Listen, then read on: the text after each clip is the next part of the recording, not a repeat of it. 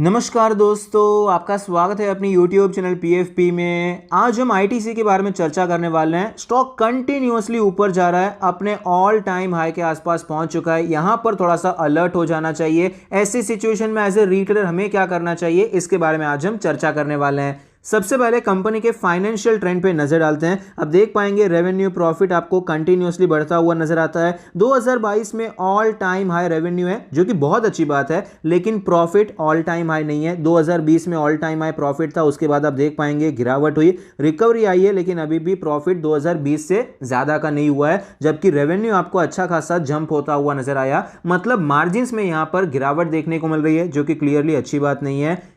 Return ratios के बारे में बात करें तो ROE 24% है, ROC 32 है, रिटर्न ऑन एसेट्स भी 20% के आसपास है। रिटर्न रेशियोज काफी ज्यादा अच्छे हैं। लेवरेज रेशियो के बारे में बात करें, डेट टू इक्विटी 0 है, कंपनी पर कोई कर्जा नहीं है, तो क्लियरली ये भी अच्छी बात है। और इंटरेस्ट कवरेज रेशियो भी 571 है, तो यहां पर भी कोई प्रॉब्लम नहीं है।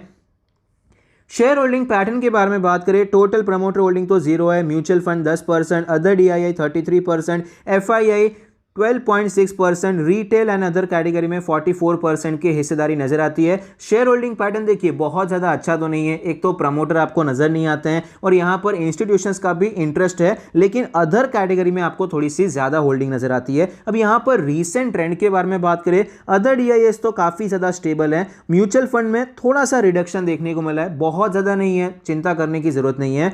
FIS के बारे में बात करें, कम हो रहा था, लेकिन अभी पिछले 2-3 क्वार्टर से आपको वापस FIS का एक बढ़ता हुआ नजर आया है, तो ये क्लियरली अच्छी बात हो जाती है। वैल्यूएशन के बारे में बात करें, 28 का PE रेशियो है, जबकि सेक्टर का 49 है, लेकिन सेक्टर के साथ तो कंपेयर ही नहीं कर सकते, क्योंकि ITC कोई एक सेक्टर में तो काम नहीं कर रही है, अलग अलग सेक्टर्स में काम करते हैं। तो ओवरऑल देखा जाए तो 28 का PE रेशियो एक कॉन्ग्लोमरेट के लिए बहुत ज्यादा हाई लेवल पे मुझे नजर नहीं आता है। प्राइस टू बुक रेशियो भी देखिए बहुत ज्यादा हायर साइड पे नहीं है, 7 के आसपास नजर आता है। यहां पर मेन बिजनेस कौन से, एक तो सिगरेट का हो जाता है और दूसरा FMCG का भी है, और भी बिजनेस है, होटल का भी बिजनेस है, पेपर बोर्ड का भी है, पैकेजिंग का भी है, लेकिन जो मेन बिजनेस है वो सिगरेट और FMCG है। तो इसको देखते हुए वैल्यूएशन बहुत ही ज्यादा हायर साइड पे मुझे पर्सनली नजर नहीं आता है। पिछले एक साल में आप देख पाएंगे शुरुआत के कुछ महीने में तो आपको कोई बड़ा मूवमेंट देखने को नहीं मिला, स्टॉक कंसोलिडेट कर रहा था। यहां पर एक अच्छा ब्रेकआउट हुआ और स्टॉक कंटिन्यूअसली आपको ऊपर जाता हुआ नजर आया है। एक टाइम था ITC में, ऐसा टाइम चल रहा था कि मार्केट में तेजी आती तो ITC जाता नहीं था ऊपर, लेकिन जब थोड़ी बहुत भी गिरावट होती तो सबसे पहले ITC गिरता हुआ नजर आता। लेकिन अभी आप देखिए ITC आपको कंटिन्यूअसली ऊपर जाता हुआ नजर आया। मार्केट में बीच में अच्छी खासी गिरावट देखने को मिली, वॉलेटिलिटी देखने को मिली, लेकिन ITC आपको स्टेडीली ऊपर जाता हुआ नजर आया। अपने सारे मूविंग एवरेज के ऊपर ट्रेड कर रहा है। डेली RSI 78 का लेवल है, मोमेंटम बहुत ही अच्छा है, स्पेशली जुलाई अगस्त सितंबर मोमेंटम बहुत ही अच्छा रहा है। अब यहां पर डेली चार्ट पे इंपॉर्टेंट लेवल्स के बारे में बात करें तो सबसे पहले सपोर्ट मार्क कर लेते हैं, जहां से आपको रीसेंट स्विंग लो देखने को मिला है, वो लेवल हो जाता है 330 के आसपास। आपको यहां पर कोई रेजिस्टेंस एक्चुअली डेली चार्ट पे नजर नहीं आएगा, क्योंकि बहुत टाइम के बाद यहां पर आपको रैली देखने को मिली है। अब यहां पर आपको रेजिस्टेंस नजर आएगा वीकली चार्ट पे। वीकली चार्ट पे जाएंगे तो यहां पर हमें जो रेजिस्टेंस नजर आता है, जहां से ऑल टाइम हाई की गिरावट हुई थी, वो लेवल हमारा 350 का लेवल हो जाता है। अब देख पाएंगे 350 के ऊपर ये कभी भी वीकली बेसिस पे क्लोज नहीं हो पाया था, तो ये हमारा रेजिस्टेंस हो जाता है। मंथली चार्ट पे चलते हैं, मंथली चार्ट पे भी देखेंगे 350 ऑफ कोर्स ये ओपनिंग हुई थी, लेकिन यहां पर हम हाई कंसीडर करने वाले हैं। जो हाई हो जाता है 366 का लेवल, जो कि यहां पर क्लियरली हमारा ऑल टाइम हाई है, उसी लेवल को ITC अप्रोच करने की कोशिश करता हुआ नजर आता है। लास्ट अप्रोक्सीमेटली 7 महीने से कंटिन्यूअस तेजी चल रही है, आपको बीच में कहीं पर भी रेड कैंडल देखने को नहीं मिले। 7 महीने से ये ओपन होता है उसके ऊपर ही क्लोज हुआ है, तो मोमेंटम तो काफी अच्छा है।